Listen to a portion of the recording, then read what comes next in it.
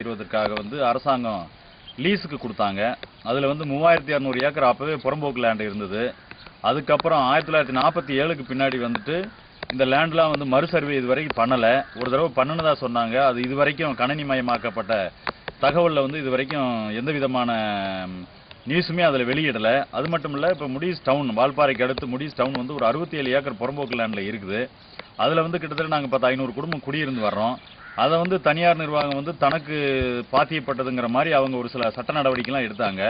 ஆனால் உண்மையான சட்ட நடவடிக்கைகளை பார்க்கும்பொழுது அது புறம்போக்கு லேண்டு தான் அப்படிங்கிற அரசாங்க லேண்டில் தெளிவாக இருக்குது. அவங்க இந்த மாதிரி ரொம்ப டிஸ்டர்ப் பண்ணுறாங்க. இதுக்கிடையில் நகராட்சி கடந்த 50 வருஷமாக தனியார் சந்தை நடத்துறதுக்காக தனியார் நிர்வாகத்துக்கு அனுமதி கொடுத்ததுனால இந்த தனியார் சந்தையை தனியார் நிர்வாகம் தான் பராமரிச்சுட்டு வர்றாங்க. முனிசிபாலிட்டிங்கிற அந்தஸ்து வந்துருச்சு. பஞ்சாயத்துலேருந்து முனிசிபாலிட்டி வரைக்கும் அந்த அந்தஸ்து பெற்றிருந்தாலுமே வால்பாறை நகராட்சி இதுவரைக்கும் எந்த ஒரு கிராமத்தையும் தன்வசப்படுத்தாம நகராட்சிங்கிற அந்தஸ்துல மட்டும் நகராட்சிக்கு வர்ற பணத்தை மட்டும் அந்தஸ்தா வச்சு உயர்ந்திருக்குதே ஒழிய மக்களுக்கு எந்த நலத்திட்டங்களும் கிடையாது. வால்பாறையில் சுமார் ஒரு 100லிருந்து 150 கிராமங்கள் இருக்குது. இந்த 150 கிராமமே முனிசிபாலிட்டி கண்ட்ரோலில் கிடையாது. 150 கிராமமே தனியார் நிர்வாகத்தோட கண்ட்ரோலில் தான் இருக்குது. அடுத்து முடிஸ் டவுன் இருக்குது. அந்த முடிஸ் டவுனவாவது நகராட்சி எடுங்க, நகராட்சி கண்ட்ரோலுக்குள்ள கொண்டு வாங்க. இந்த 67 ஏக்கரில் தோட்ட தொழிலாளருக்கு சொந்தமாக குடியிருப்பு கட்டி கொடுங்க. அப்படி குடியிருப்பு கட்டி கொடுத்தீங்கன்னா தொழிலாளியோட முழு உரிமை கிடைக்கும். சொந்த வீட்டில இருந்து அவன் பணிக்கு போறதா இருந்தால் அவனுக்கு தேவையான சம்பளம், அவனுக்கு தேவையான பாதுகாப்பு எல்லாமே நகராட்சி மூலமாக கிடைக்கும். நாட்டோட முழு நல பயன்களும் அவனுக்கு கிடைக்கும். இது வரைக்கும் எந்த அரசாங்கம் வந்தாலும் நலத்திட்டங்கள் நேரடியாக எங்களுக்கு கிடைக்கிறது கிடையாது. இப்போ கூட ஆடு மாடு இந்த மாதிரி என்ன நலத்திட்டமாக இருந்தாலும் நிர்வாகத்திட்ட கேட்டு தான் செய்ய வேண்டியது இருக்குது. இது வரைக்கும் 47க்கு பின்னாடி இந்த முனிசிபாலிட்டி மூலமாக நிழற்குடையும் தெருவிளக்கு தான் போட்டிருக்காங்க. அது எங்க முடிஸ் டவுன் இது வரைக்கும் போட்டதில்லை. இப்படிப்பட்ட சூழ்நிலையில் ஒரு பெரிய மாறுதல், அதாவது சுதந்திரமே இந்த வால்பாறைக்கு வேணும்னு ஒரு முடிவு எடுக்க வேண்டிய ஒரு சூழ்நிலை அரசாங்கத்துக்கு இருக்கு, முனிசிபாலிட்டிக்கு இருக்குது. அப்படி ஒரு நிலை வரணுமா இருந்ததுன்னா 35,000 ஏக்கர்ல இருக்கிற 3200 புறம்போக்கு லேண்டையும் அரசு கையகப்படுத்தி இந்த 3200 ஏக்கரையும் முனிசிபாலிட்டி கண்ட்ரோலுக்கு கொண்டு ஒவ்வொரு இடத்துலையும் தோட்ட தொழிலாளர் கிட்டத்தட்ட 1 லட்சம் மக்கள் வாழ்ந்துட்டு இருக்காங்க. எல்லாருக்கும் சொந்தமா குடியிருப்புகளை கட்டி கொடுத்தாலே வால்பாறையில் இருக்க தோட்ட தொழிலாளர்களுடைய பிரச்சனை முழுசும் அதுல தீர்வு காண்றதுக்கு ஒரு வழி இருக்குது. சொந்த குடியிருப்பு இருக்கும்போது அவங்க தேவையான நிர்வாகத்திட்ட வேலைக்கு போகலாம், தேவையான சம்பளத்தை கேட்கலாம். அரசாங்கமும் நலத்திட்டங்களை அவங்களுக்கு நேரடியாக கொடுக்கலாம். இந்த 3600 ஏக்கரில் ஒரு 1500 ஏக்கரில் தாராளமாக விவசாயம் பண்ணோம்னா இங்கே முட்டைக்கோசு, உருளைக்கிழங்கு அந்த மாதிரி எவ்வளவு பயிர் செய்ய முடியுமோ அவ்வளோ தூரம் செஞ்சு ஒரு பெரிய அபிவிருத்தியை உண்டாக்க முடியும். தேயிலை நம்பி மட்டும்தான் இங்கே வாழணுங்கிற அவசியமெல்லாம் கிடையாது. இப்போ புலிகள் காப்பகம்னு ஒன்று முனிசிபாலிட்டி மூலமாகவும் அரசாங்க அதிகாரிகள்லாம் டிக்ளேர் பண்ணி விட்டாங்க. கிட்டத்தட்ட 8 குழந்தை இது வரைக்கும் பாதிக்கப்பட்டிருக்காங்க. இந்த பாதிப்பானது மிகவும் எந்த காரணத்தை கொண்டும் மக்கள் ஏற்றுக்கொள்ள முடியாத ஒரு அரசாணையை இந்த புலிகள் காப்பகம்னு அறிவிச்சிட்டாங்க. அது முற்றிலும் தவறானது.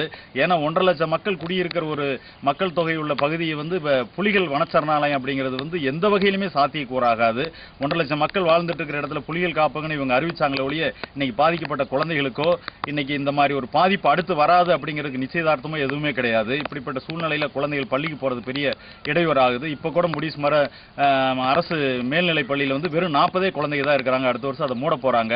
இப்படிப்பட்ட நிலையெல்லாம் மாறணுமா இருந்ததுன்னா அந்த புலிகள் காப்பகங்கிற அரசாணையை ரத்து பண்ணணும். முழுமையா அதை ரத்து பண்ணும்போது தான் மக்கள் இங்க குடியிருக்க முடியும். நிரந்தர குடியிருப்பு கொடுத்தாதான் மக்கள் இங்க குடியிருப்பாங்க.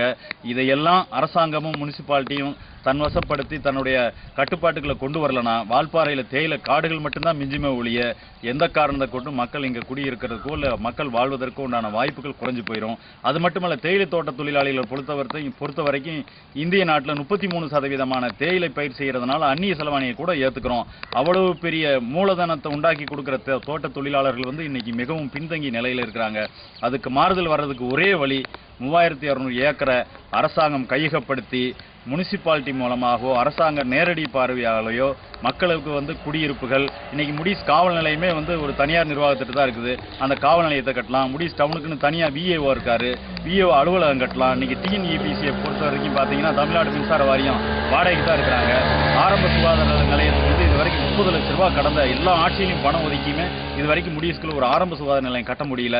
கிட்டத்தட்ட குறைஞ்சது ஒரு 50,000 மக்கள் இந்த ஆரம்ப சுகாதார நிலையத்துக்கு பயனடைய வேண்டிய ஒரு சூழ்நிலை இருந்தும் ஒரு தனியாக ஒரு காட்டுக்குள்ள ஒரு செவிலியர் அறை, ஒரு மருத்துவர் அறை, ஒரு லெட்டின் ரூம் வசதி எதுவுமே இல்லாம இப்படி செயல்பட்டு இருக்க ஒரு சூழ்நிலையில இதற்கு முழுமையான தீர்வு காண்பதற்கு மாவட்ட ஆட்சியரும் அரசாங்கமும் உடனடியாக ஸ்டெப் எடுத்து 3200 ஏக்கர் புறம்போக்கு லேண்டை எடுத்து நிர்வாகத்துக்கு கொடுத்த லேண்ட் எப்படியோ என்ன அடிப்படையிலோ அவங்க செய்யட்டும். அதில் எங்களுடைய கருத்து வேறுபாடு எதுவும் கிடையாது.